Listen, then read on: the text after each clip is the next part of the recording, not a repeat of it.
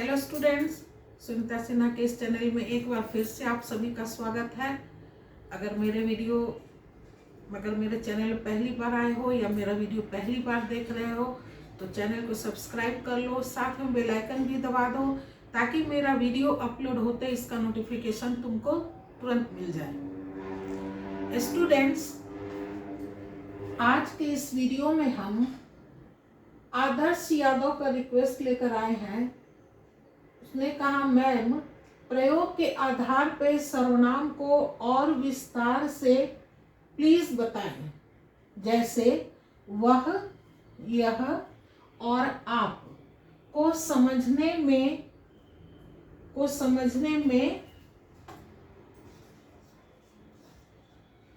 दिक्कत हो रहा है। तो आज आदर्श के रिक्वेस्ट पर ये वीडियो बना रहे हैं। सबसे पहले बता दें आदर्श को कि आदर्श किसी भी शब्द को, ये इन्वर्टेड कॉमा डबल तभी लगता है जब हम किसी के कथनी को, यानी कि किसी के कहे हुए वाक्य को जब हम लिखते हैं तब हम वहाँ डबल इन्वर्टेड कॉमा का प्रयोग करते हैं। नहीं तो अगर कोई ऐसी बात है, कोई शब्द को ये करना है तब वहाँ सिंगल करते हैं। जैसे किसी का हेडिंग अगर करना है, जैसे हेडिंग में देखोगे हमेशा मेरा एक ही इन्वर्टेड कॉमा लगा रहेगा। डबल तभी होगा जैसे कि इसमें संज्ञा में शायद बताए थे कि महात्मा गांधी ने कहा करो या मरो। अब ये महात्मा गांधी का कथन था कि करो या मरो, ये नारा दिए थे। तो जब उनकी कही हुई बात को हम लिखेंगे तब वो डबल इन्वर्टेड कॉमा में होगा। लेकिन अगर किसी का सरनेम है, टाइटल है उसका, या फिर कोई शीर्षक है, या इस तरह से जो आप डिनोट कर रहे हैं, तो ये कैसे लिखाएगा? ये सिंगल इन्वर्टेड कॉमा में रहेगा, डबल नहीं होगा, है ना। पहली बात यहाँ सुधार हो गया आपका। इस तरह से लिखाएगा जैसे वह, यह और आप को समझने में दिक्कत हो रहा है। तो चलिए शुरू करते हैं। ये समझाने के लिए हमको किस किस पॉइंट पे बताना होगा। उत्पत्ति, सर्वनाम शब्द की उत्पत्ति कहाँ हुई, इसका जन्म कहाँ हुआ कि सर्वनाम शब्द बना। निर्माण इसका कैसे हुआ, शब्द का निर्माण कैसे हुआ, शब्द का अर्थ क्या है, प्रयोग का उपयोग क्या है, इस सर्वनाम शब्द का उपयोग क्या है, क्यों हम करते हैं, इसकी परिभाषा और भेद। तो सबसे पहले वर्ण बन जाने के बाद शब्द बना और शब्द के बाद वाक्य बना। तो जब शब्द का निर्माण हो रहा था तो चार आधार पे हुआ। कई वीडियो में बता चुके हैं, इसलिए उतना डिटेल में नहीं जा रहे हैं। सर अब इसके पहले भी संज्ञा के बारे में बताए थे तो वो बता चुके हैं। तो शब्द का जब निर्माण हुआ तो चार आधार पे हुआ, जिसमें कि एक है प्रयोग के आधार पर। प्रयोग के आधार पर शब्द को दो प्रकार में बांट दिया गया। जब प्रयोग के आधार पर शब्द का निर्माण होने लगा तब इसको दो भागों में बांट दिया गया। एक भाग हो गया इसका विकारी शब्द और दूसरा रखा गया अविकारी शब्द।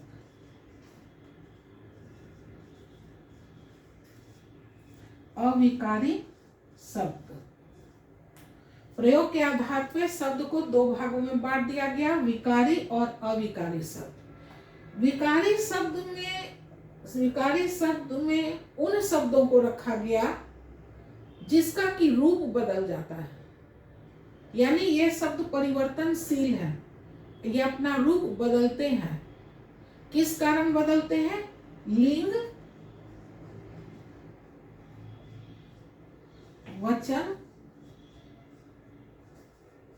कारक और काल। इन चार कारणों के कारण शब्दों में परिवर्तन हो जाता है, परिवर्तित हो जाता है। तो विकारी शब्द की परिभाषा क्या हो गया? जो शब्द लिंग वचन कारक और काल के कारण अपना रूप बदल लेते हैं वैसे शब्द को कहते हैं विकारी शब्द। विकार का मतलब ही है परिवर्तन, यानी वैसा शब्द जो लिंग वचन कारक के अनुसार अपना रूप बदल लेता है वैसे शब्द को विकारी शब्द में रखा गया। अब विकारी का शब्द अर्थ जान गए। अब इसमें लगा है यानी अविकारी, यानी जो परिवर्तित नहीं होता हो, एज इट इज, जो का त्यों रहता हो। तो वैसे शब्द जो लिंग वचन कारक के अनुसार अपना रूप नहीं बदलता है उसको अविकारी शब्द कहते हैं। विकारी शब्द के अंतर्गत कौन कौन आता है? संज्ञा आता है,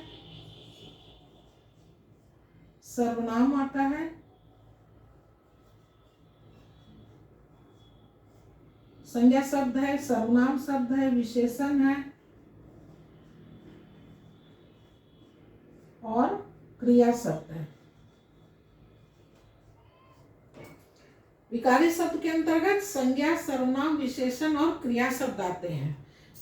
अविकारी शब्द में क्रिया विशेषण, संबंध बोधक, समुच्चय बोधक, विस्मयादि बोधक और निपात, ये 5 आते हैं इसमें, जो कि लिंग वचन के कारण ये अपना रूप नहीं बदलते। ये एकदम अडिग है, रिजिड।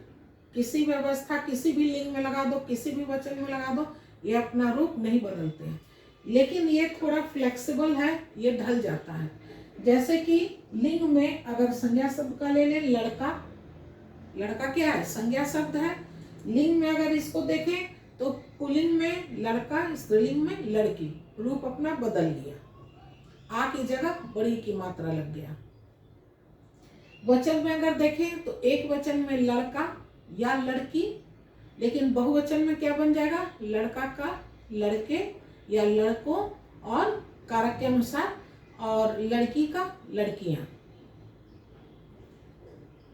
लड़कियां लड़कियों।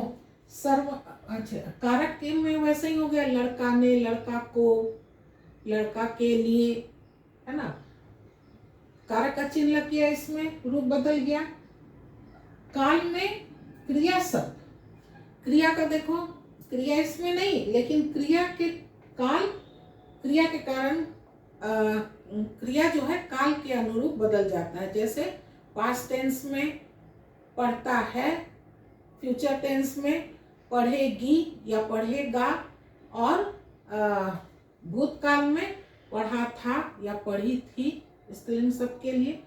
तो क्रिया जो है ये काल के अनुसार बदल जाता है। विशेषण, सर्वनाम, संज्ञा जो है संज्ञा और विशेषण ये लिंग वचन और कारक के अनुसार बदल जाता है।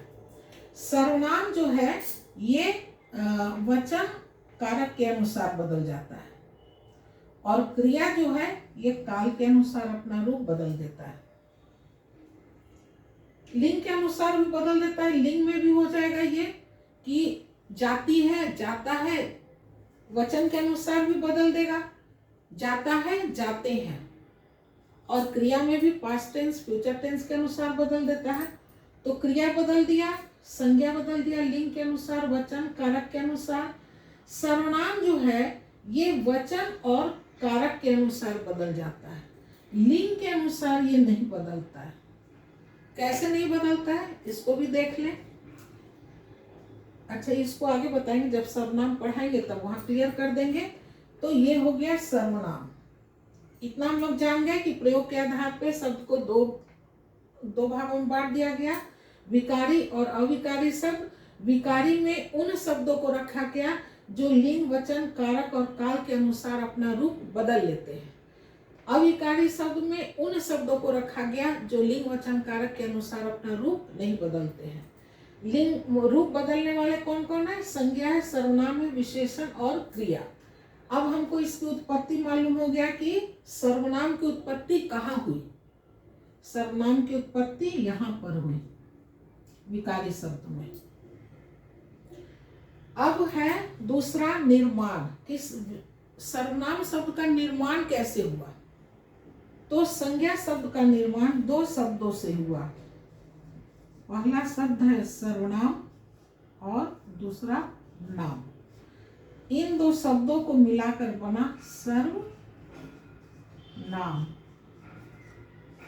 इस तरह से सर्वनाम शब्द की रचना हुई। तीसरा है अर्थ। अब अर्थ देखिए, सर्वनाम का क्या अर्थ है। सर्व का नाम होता है सभी, और नाम संज्ञा को कहते हैं। संज्ञा वाला वीडियो में बताए थे कि संज्ञा यानी नाम। पृथ्वी पर ऐसा कोई भी चीज नहीं है जिसका कि कोई नाम ना हो, हर चीज का नाम है। तो नाम यानी संज्ञा। अब हम देखें कि क्या इसका अर्थ निकलता है, यानी कि सभी नामों को, सभी नामों को कहते हैं। तो सभी नामों को क्या, सभी नामों को कि जब सभी नामों के बदले में जो शब्द हम प्रयोग करते हैं उसे सर्वनाम कहते हैं। इसलिए इसका नाम दे दिया गया सर्वनाम, यानी सभी नामों के बदले, सभी नामों के बदले।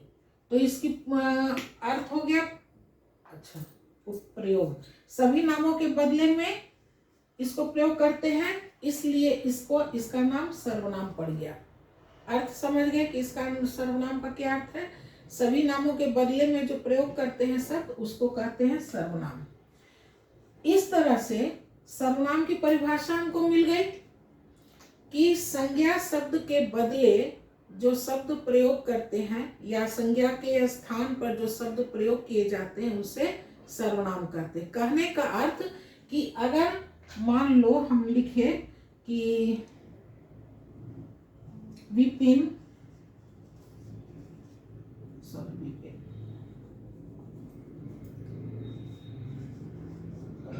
विपिन पढ़ता है।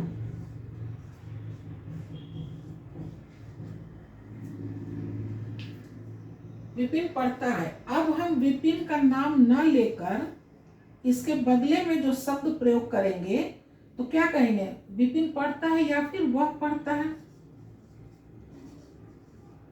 वह पढ़ता है। तो विपिन के स्थान पे जो शब्द हम प्रयोग किए वह, ये हो गया सर्वनाम। इसको कहते हैं सर्वनाम, यानी संज्ञा के स्थान पर, इसके स्थान पर अगर हम वह लिख दिए तो ये हो गया सर्वनाम। संज्ञा के स्थान पे प्रयोग किए जाने वाले शब्द को सर्वनाम कहते हैं। सर्वनाम की परिभाषा हो गया। अच्छा, प्रयोग, तो सर्वनाम का हम लोग प्रयोग क्यों करते हैं। जब हम नाम लिख ही रहे, विपिन, सूरज, हर्ष, जो भी नाम है, तो ये जो हम अगर नाम ले ही रहे हैं कि हर्ष पढ़ता है या क्या भी बोले थे, जो भी नाम ले लो, राकेश, रमेश, महेश, जो भी, अगर हम नाम ले ही रहे हैं तो फिर हमको सर्वनाम लिखने का या कहने का क्या जरूरत पड़ा। तो सर्वनाम शब्द का प्रयोग हम लोग इसलिए करते हैं, इस शब्द का प्रयोग, कि वाक्य, अगर एक ही वाक्य में हम लोग बार बार एक ही शब्द के का बार बार प्रयोग करें तो पढ़ने में निरस्ता आ जाता है, उतना रोचक नहीं रह जाता है। अब मान लीजिए गाय पर निबंध हम लिख रहे हैं। गाय शब्द क्या है, संज्ञा शब्द है। अगर हम गाय पर निबंध लिख रहे हैं और बार बार गाय शब्द का हम प्रयोग करें कि गाय एक चौपाया जानवर है, गाय को 2 आंख होती है, गाय को एक नाक होती है, एक मुंह होता है, बार बार हम हर वाक्य में अगर हम गाय का प्रयोग करें तो पढ़ने में निरस्ता आ जाता है, मन नहीं लगेगा, उतना रोचक नहीं लगेगा। लेकिन अगर वही गाय की जगह पर हम सर्वनाम शब्द का प्रयोग कर कर लिखें तब फिर वो पढ़ने में थोड़ा अच्छा लगेगा, रोचक लगेगा। इसलिए ये जो है सर्वनाम, ये इसका सर्वनाम शब्द का प्रयोग का उपयोग लिख दीजिए। देखिए क्या लिखा, प्रयोग का कारण लिख दीजिए इसमें। सर्वनाम शब्द का प्रयोग का कारण क्या है, क्यों हम इसको प्रयोग, ये संज्ञा की जगह पर इसको हम प्रयोग करें। इसलिए कि बार बार संज्ञा शब्द लिखने से पढ़ने में निरस्ता आ जाता है, उतना रोचक नहीं लगता है। इसलिए हम संज्ञा के स्थान पे सर्वनाम शब्द का प्रयोग करते हैं और तब वह रोचक हो जाता है। इसलिए हम लोग संज्ञा शब्द का प्रयोग करते हैं। संज्ञा शब्द का प्रयोग हम लोग क्यों करते हैं, एक तो संक्षिप्त हो जाता है, बार बार नाम नहीं लिखना पड़ता है, सरल भी हो जाता है, संक्षिप्त हो जाता है और रोचक भी हो जाता है। इसलिए हम लोग संज्ञा शब्द का प्रयोग करते हैं। संज्ञा शब्द की उत्पत्ति मिल गया, सर्व और नाम दो शब्दों मिलकर के बना है सर्वनाम। सर्वनाम का अर्थ हो गया सभी नाम, यानी सभी नामों के बदले जो शब्द हम लोग प्रयोग करते हैं उसको सर्वनाम कहते हैं। सर्वनाम की परिभाषा मिल गया कि सभी नामों के बदले जो शब्द प्रयोग किए जाते हैं उसे सर्वनाम कहते हैं। सर्वनाम हम लोग क्यों प्रयोग करते हैं, प्रयोग करने का कारण क्या है? जब हम नाम ले ही रहे हैं फिर सर्वनाम हम क्यों करें? इसलिए करते हैं क्योंकि उससे भाषा भी सरल बन जाता है, संक्षिप्त हो जाता है और रोचक भी हो जाता है ना। और कहे तो सर्वनाम शब्द का प्रयोग कर कर हम लोग अपना कोड वर्ड में बात भी निकाल लेते हैं। मान लीजिए चार दोस्त बैठे हैं और किसी के बारे में कहना है जो कि हम सबके सामने नहीं रख सकते हैं उसके बारे में, तो किसी को कहना है तो वह चला गया या वह कह दिया या वो ऐसे कर लिया, तो बाकी लोग नहीं जान पाए कि किसके बारे में वो कह रहा है। जिसको कहना है वो समझ गया, है ना। तो वह से उतना प्रयोग पता भी नहीं चलता है, सरल भी हो जाता है, भाषा संक्षिप्त हो जाता है और रोचक भी हो जाता है। और कहीं हम नाम नहीं लेना चाहते हैं तो वहां सर्वनाम कहकर हम अपना काम निकाल लेते हैं। ये हो गया हमारा अर्थ, प्रयोग का कारण कि क्यों हम इसका प्रयोग करते हैं। परिभाषा भी हो गया। अब है भेद। तो संज्ञा सर्वनाम के 6 भेद हैं। वो इरेज करने वाला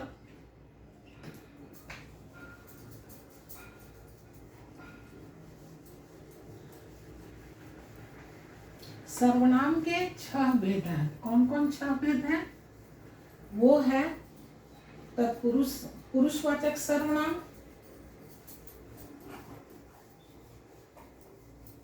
निश्चयवाचक सर्वनाम, अनिश्चयवाचक सर्वनाम, संबंधवाचक सर्वनाम, प्रश्नवाचक सर्वनाम और निजवाचक सर्वनाम। 6 हो गया। पहला है पुरुषवाचक सर्वनाम।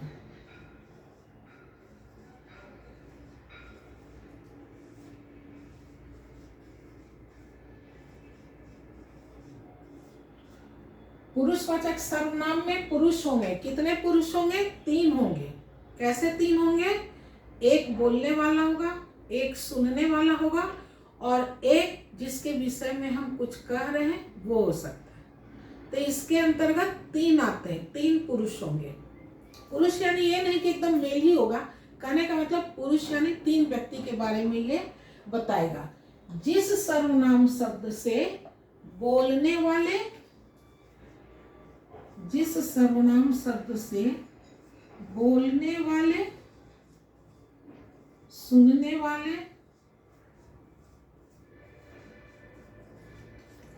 और जिसके बारे में कहा जाए,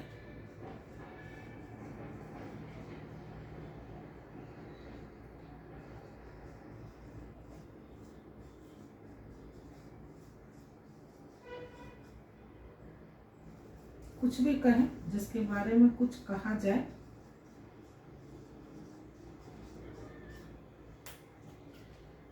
का बोध हो, बोध यानी पता चले, उसे पुरुषवाचक सर्वनाम कहते हैं। जिस सर्वनाम शब्द से बोलने वाले, सुनने वाले और जिसके बारे में कुछ कहा जाए, इन तीनों का बोध हो, उसे पुरुषवाचक सर्वनाम कहते हैं। अब देखिए, इसीलिए सर्वनाम शब्द का जरूरत पड़ गया, इसका महत्व है। अब जब हम अपने बारे में कह रहे हैं तो नाम बार बार हम नाम अपना ले, इससे अच्छा है इसके बारे में जो शब्द है वो प्रयोग करें तो ज़्यादा अच्छा लगेगा। तो बोलने वाला जो है वो अपने बारे में क्या सर्वनाम शब्द प्रयोग करेगा? या तो वो कहेगा मैं, एक वचन में मैं और बहुवचन में हम लोग, हम सब। ये हो गया एक वचन।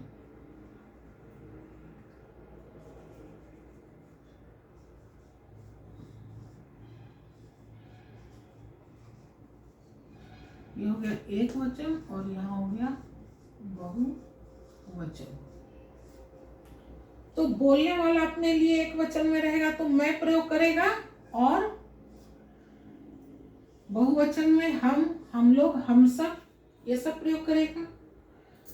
अब हम बोल रहे हैं और आप लोग सुन रहे हैं, तो सुनने वाले के लिए क्या सर्वनाम शब्द प्रयोग करेंगे? उसका नाम नहीं लेकर एक वचन में तू और बहुवचन में तुम, या तुम लोग, तुम सब, या फिर आप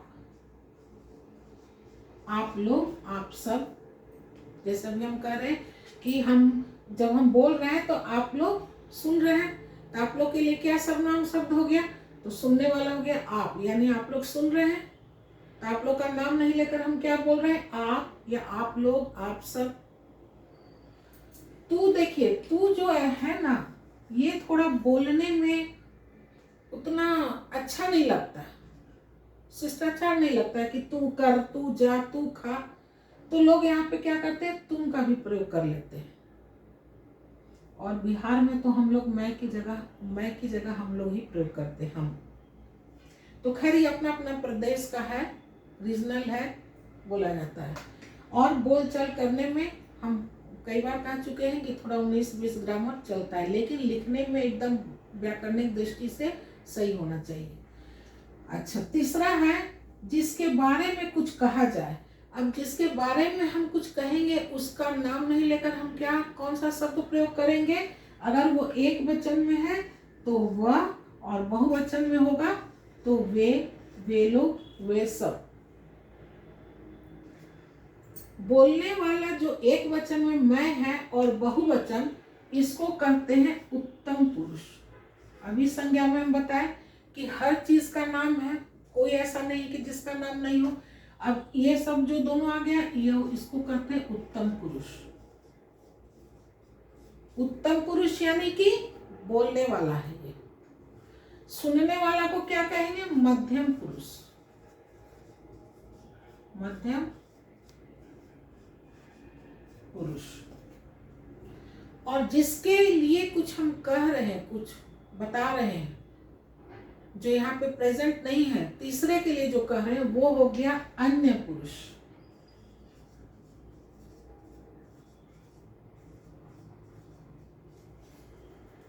बोलने वाला पहले बोल रहा है तो उत्तम पुरुष या प्रथम पुरुष कहे कि पहले जो बोलेगा तभी तो सुनेगा।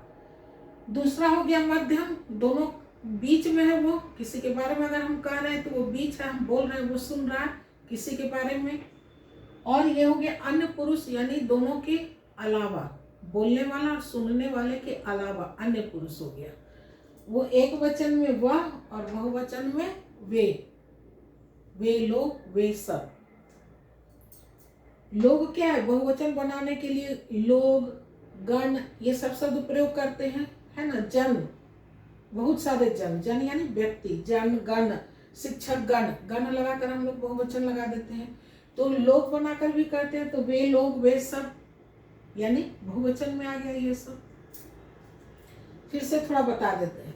पुरुषवाचक सर्वनाम में जिस सर्वनाम शब्द से बोलने वाले, सुनने वाले और जिसके बारे में कुछ कहा जाए उसे पुरुषवाचक सर्वनाम कहते हैं। यह डेफिनेशन हो गया।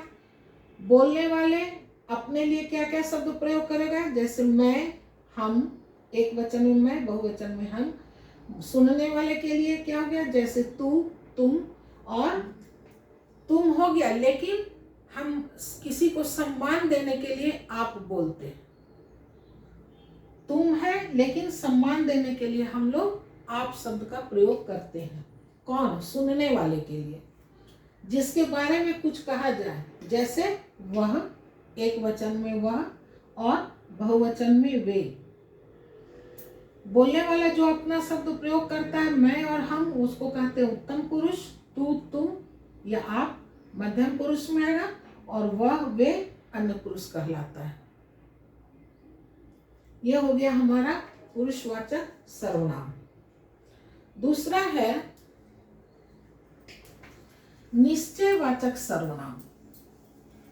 तो नाम से ही पता चल रहा है कि निश्चय है, यानी निश्चित बात बताएगा ये एकदम तो जिस सर्वनाम शब्द से निश्चित किसी निश्चित व्यक्ति या वस्तु के बारे में पता चले। दूसरा है निश्चयवाचक सर्वनाम।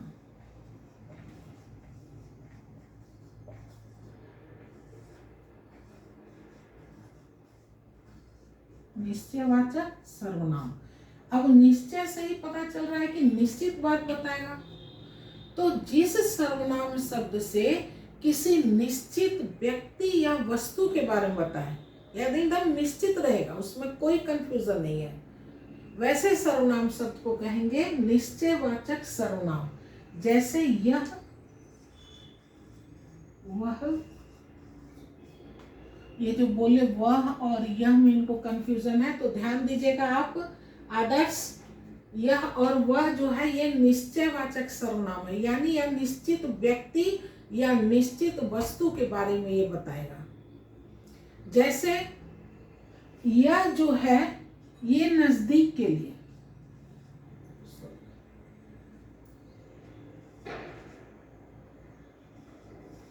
ये किसी नजदीक व्यक्ति या वस्तु के लिए प्रयोग किया जाता है, और वह दूर के लिए किया जाता है।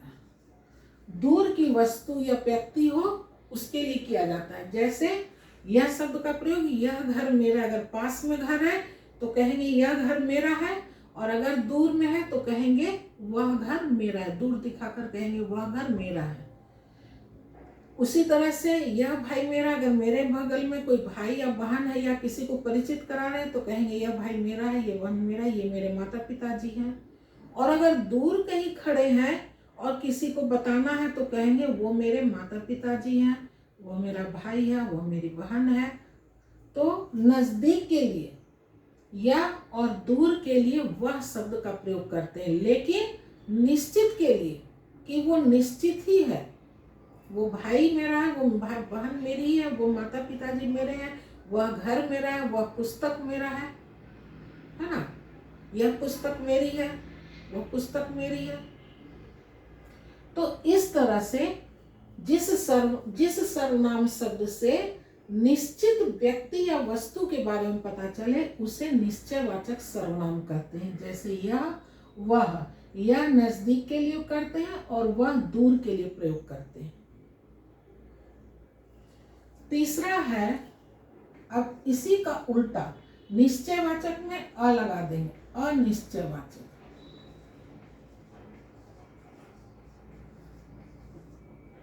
अनिश्चयवाचक सर्वनाम।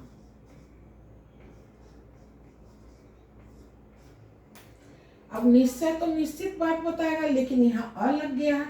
अ का अर्थ होता है नहीं, यानी ये निश्चित व्यक्ति या वस्तु के बारे में नहीं बताएगा। सिंपल है डेफिनेशन दोनों का, अब इसमें सिर्फ नहीं लगा देना है। जिस सर्वनाम शब्द से किसी निश्चित व्यक्ति या वस्तु के बारे में पता न चले, न लग जाएगा। जिस सर्वनाम शब्द से किसी निश्चित व्यक्ति या वस्तु के बारे में न पता चले उसे अनिश्चयवाचक सर्वनाम कहते हैं। जैसे कौन, किसने, है ना, किसने या कहाँ तो आ जाएगा प्रश्नवाचक में। जैसे कौन, दरवाजे पे कौन खड़ा है ना, या फिर ये पत्र किसने लिखा है, या कौन में और भी हो सकता है। जैसे कि एग्जाम में ऑब्जेक्टिव क्वेश्चन में 4 विकल्प दिया रहता है, उसमें से कहता है कि कौन सा सही है, तो कौन माने निश्चय नहीं है कि इसमें से कौन सा सही है। अब ये आपको निश्चित कर कर बताना है कि इसमें से यही सही है, तो कौन नहीं, अनिश्चयवाचक में कौन नहीं आएगा, कौन तो प्रश्न हो जाएगा, कौन खड़ा है या ये, इसमें आ जाएगा। अनिश्चयवाचक में आ जाएगा कुछ। जैसे मान लीजिए दाल में कुछ पड़ा है, अब क्या पड़ा वो नहीं बता रहा, लेकिन कह रहा है कि दाल में कुछ गिरा हुआ है, पड़ा हुआ है उसमें, तो ये हो गया अनिश्चयवाचक सर्वनाम। जिस सर्वनाम शब्द से निश्चित व्यक्ति या वस्तु के बारे में पता न चले उसे अनिश्चयवाचक सर्वनाम कहते हैं। जैसे कुछ हो गया, और इस प्रकार के जो भी सर्वनाम शब्द होंगे वो हो जाएंगे अनिश्चयवाचक सर्वनाम। अभी नहीं दिमाग में आ रहा। चौथा है संबंधवाचक सर्वनाम।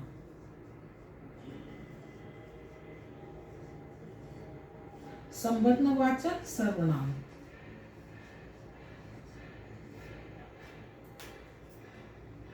संबंध से ही पता चल रहा है कि संबंध है। संबंध कब होगा? जब दो होगा। दो क्या होगा? सर्वनाम होगा। यानी दो सर्वनामों के बीच में संबंध स्थापित करेगा। तो इसमें दो छोटे वाक्यांश होंगे जो एक दूसरे पे ही निर्भर करेंगे। जैसे जो सोता है, जो और सो, जो सो।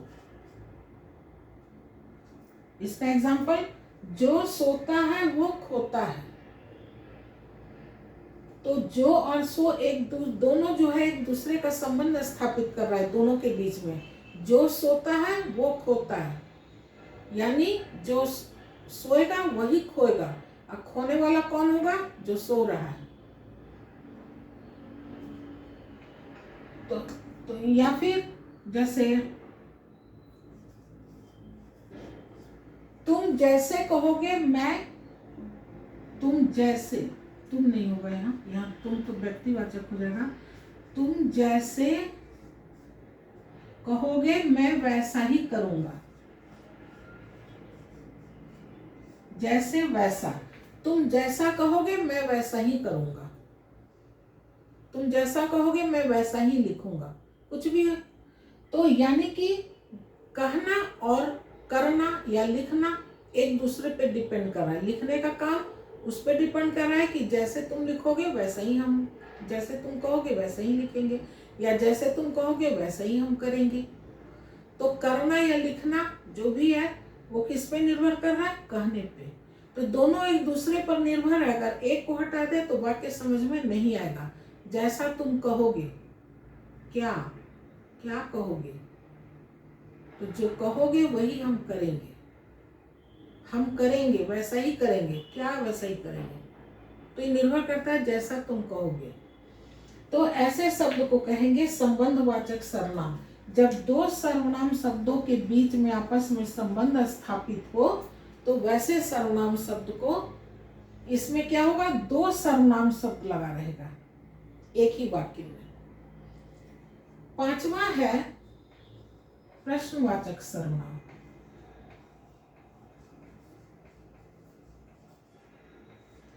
प्रश्नवाचक सर्वनाम, प्रश्नवाचक से ही पता चल रहा है कि कैसा सर्वनाम होगा। प्रश्न पूछेगा, जैसे अभी लिखे थे कौन, दरवाजे पे कौन खड़ा है, प्रश्न लगा रहे हैं। सबसे मजे की बात कि इसके वाक्य के अंत में प्रश्न है तो प्रश्नवाचक चिन्ह लगा रहेगा। कौन, क्या, तुम क्या खा रहे हो, क्या पढ़ रहे हो, सवाल कर रहे हैं, क्वेश्चन मार्क लगा रहेगा। तो जिस सर्वनाम शब्द से प्रश्न पूछा जाए वैसे सर्वनाम शब्द को कहते हैं प्रश्नवाचक सर्वनाम। इस वाक्य के अंत में प्रश्नवाचक चिन्ह, इसका नाम भी इसीलिए दिया गया प्रश्न, क्योंकि ये प्रश्न पूछने के लिए एक चिन्ह लगाया जा रहा है, इसलिए इसको कहते हैं प्रश्नवाचक चिन्ह। प्रश्नवाचक चिन्ह लगा रहेगा, पहचान में आ जाएगा कि ये प्रश्नवाचक सर्वनाम है। छठा है, क्या यह पत्र किसने लिखा है? किसने लिखा है? किसने लिखा है पूछा जा रहा है कि किसने लिखा, ये पत्र किसने लिखा है। कोई भी क्वेश्चन में 4 विकल्प दिया हुआ, ऑप्शन दिया हुआ, इसमें से एक सही है, तो पूछ रहा है कि कौन सा सही, ये 4 है, इसमें से कौन सा सही है, आपसे सवाल कर रहा है। तो जिस सर्वनाम शब्द, जो सर्वनाम शब्द प्रश्न पूछने के लिए किया जाए उसे प्रश्नवाचक सर्वनाम कहते हैं। अब सबसे लास्ट छठा है निजवाचक सर्वनाम।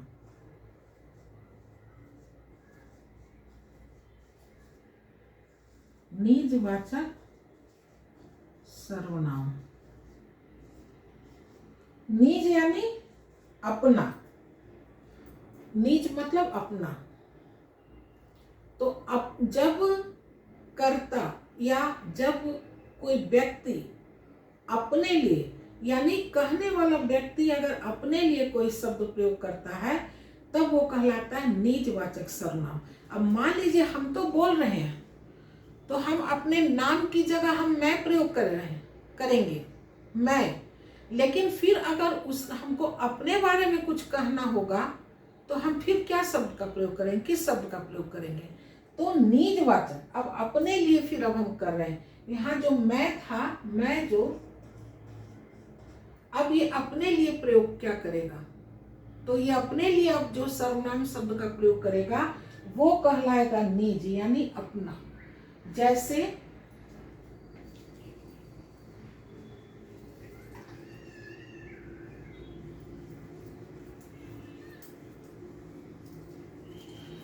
मैं स्वयं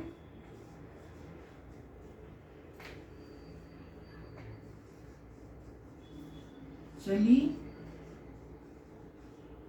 जाऊंगी। अब मैं हम बोल रहे हैं, बोलने वाला अपना नाम नहीं लेकर के मैं शब्द का प्रयोग किया, लेकिन अब ये मैं अपने बारे में अगर कुछ कहना चाह रहा है तो किस सर्वनाम शब्द का प्रयोग करेगा? निजवाचक। निजवाचक में क्या आ जाएगा? स्वयं।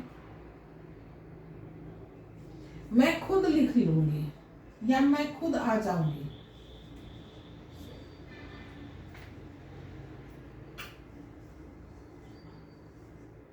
मैं खुद आ जाऊंगी। तो अब ये जो मैं है बोलने वाला, अब अपने लिए क्या सर्वनाम शब्द प्रयोग किया? खुद। तो ये क्या हो गया? निजवाचक सर्वनाम, यानी कि बोलने वाला अब ये खुद अपने लिए सर्वनाम शब्द का प्रयोग कर रहा है। मैं अपने आप क्या कहें, अब मैं अपने आप खा लूंगी, मैं अपने आप लिख लूंगी, मैं अपने आप कर लूंगी। मैं अपने आप लिख लूंगी।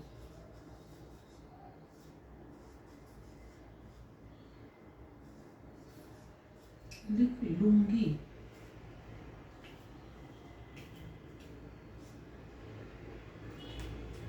तो अब मैं बोलने वाला ये क्या किया? अपने लिए ये सर्वनाम शब्द का प्रयोग किया कि मैं अपने आप लिख लूंगी। आपको बताने की जरूरत, समझाने की जरूरत नहीं है। तो ये हो गया अपने आप निजवाचक सर्वनाम। निज का मतलब ही हो गया अपना।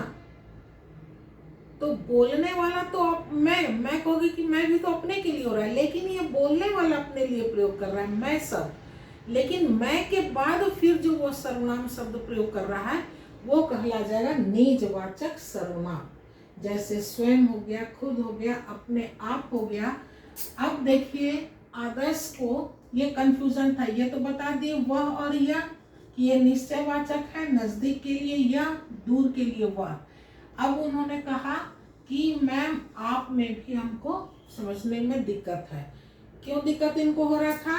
क्योंकि पुरुषवाचक सर्वनाम में मध्यम पुरुष जो था, एक वचन के लिए तू, बहुवचन के लिए तुम, और तुमको आदर देने के लिए भी यहाँ हम लोग आप का प्रयोग करते हैं। तो यहाँ मध्यम पुरुष के लिए आप, तुम नहीं, तुम छोटे को कहते हैं, बड़े को सम्मान देने के लिए आप कहते हैं। लेकिन यहाँ अपने आप लिखा रहेगा।